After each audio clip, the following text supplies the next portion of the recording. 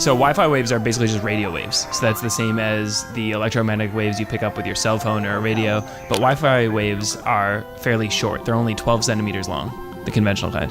Compare that to AM radio waves, which are hundreds of meters long. The signal gets a lot weaker as it gets further from the router.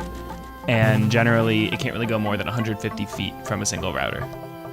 They actually get absorbed and blocked by walls and metal surfaces. And so the way you position your Wi-Fi router makes a huge difference in how strong the signal is throughout your house.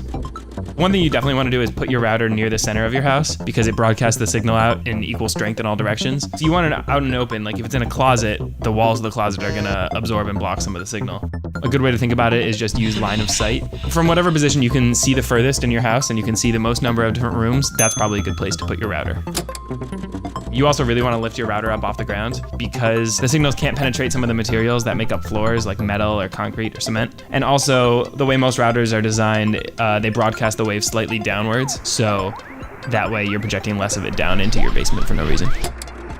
A lot of other electronics can interfere with the router signal. Things like TVs, computers, microwaves, pretty much anything that has a motor inside it. So you want to keep the router away from other electronics.